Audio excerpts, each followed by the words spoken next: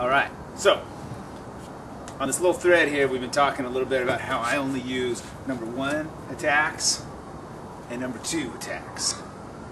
My main point is that the body is generating all of the power in the way we hit. And in the video I show you guys, I'm really only using the drop and a tiny bit of torque.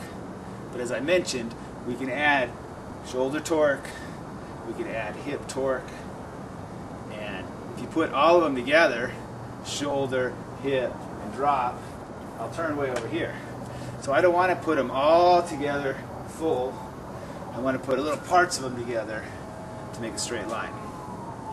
Now I see you guys doing a lot of stuff where you're coming behind yourself, and whether you're striking the hands. And so my question is, if someone's attacking towards me, my answer is to go like this. It seems quite exposed, even if it's to risk for the generation of this strong downward shot.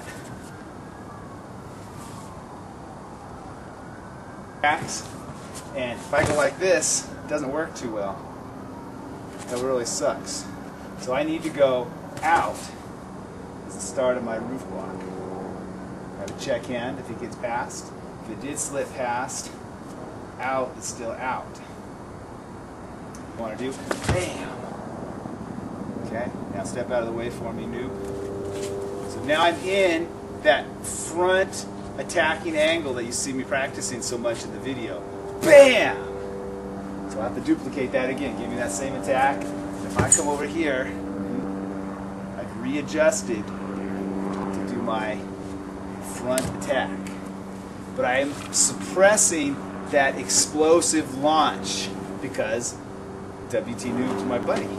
So if he comes at me again, BAM! For real, that forward launch is right in here. So I have to suppress that. Okay, so he does it again. I'm suppressing, go back to where we started and go move. I'm suppressing this aspect.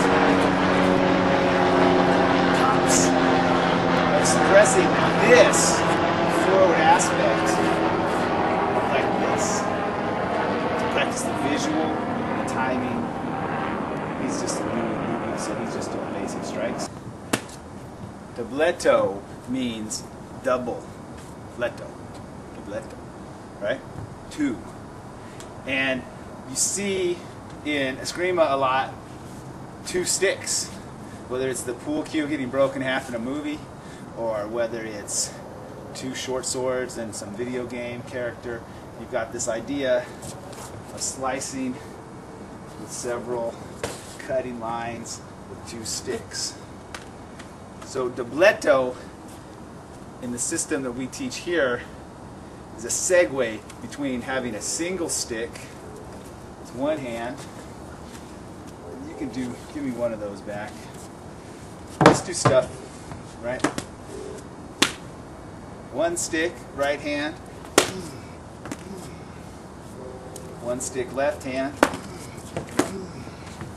One stick with both hands. And in this dobleto that I'm talking about, you're only using the number 1 and number 2 attack angle. And so for stuff that's lower down, we just move those angles down. So it makes a V, and this is the system that I'm talking about. Now my number 1 attack comes from here all the way to here. My number 2 attack comes from here all the way to here. So these are 1s and 2s right here. These are 1s and 2s. These are 1s and 2s. This is just the 45-degree line is the bestest line in the middle of it all. Okay? And this might remind you of something. I think what this reminds me of. Something. So, typically, dobleto is facing a longer weapon. So you double up your sticks for the mass to deal with the longer, heavier weapon.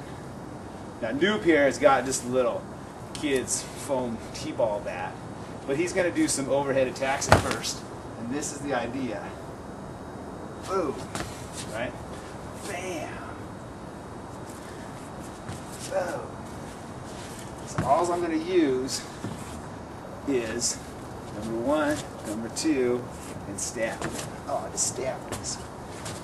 Oh, and then I think that may be the Abanico type strike someone referred to. So if he's doing that clean number two attack again, and I catch him, and I'm stabbing him in the heart or face or head, he does have the option, as he's being stabbed in the face, arm, or head, to do a wraparound wrist strike. Okay, maybe he'll get my temple. But if we do that again, right, bam, he's getting rammed down. He's not standing here like this. Lean back as far as he can for me. He's way back like this.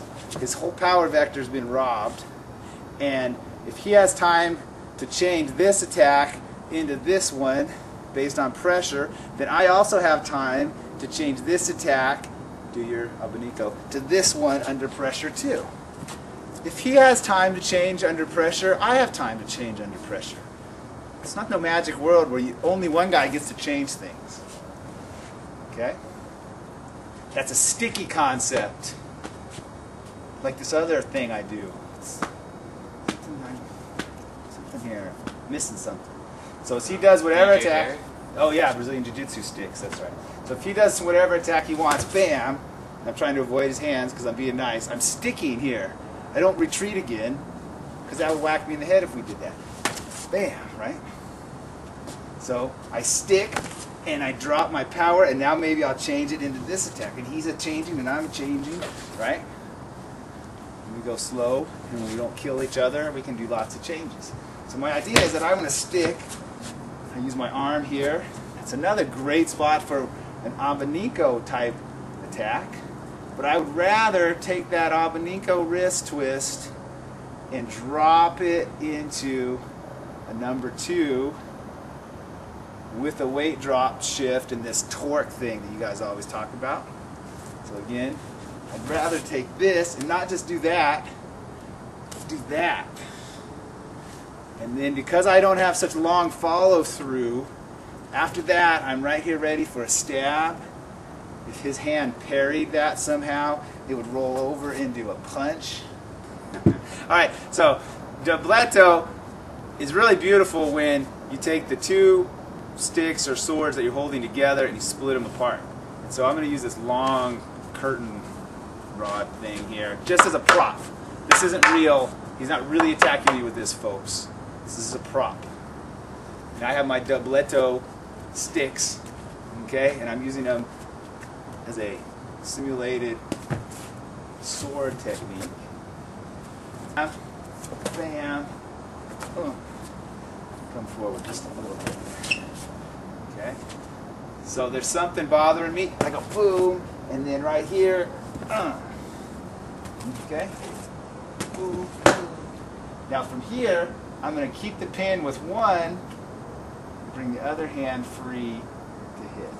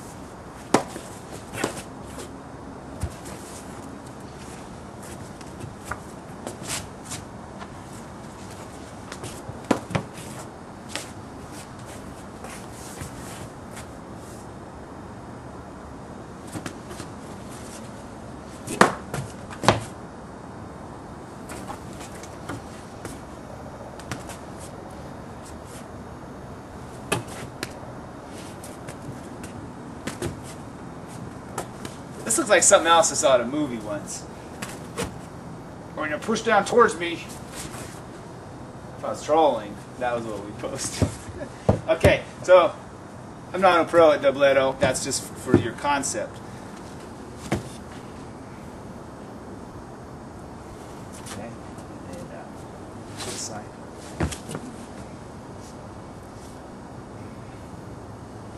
And again. Bam.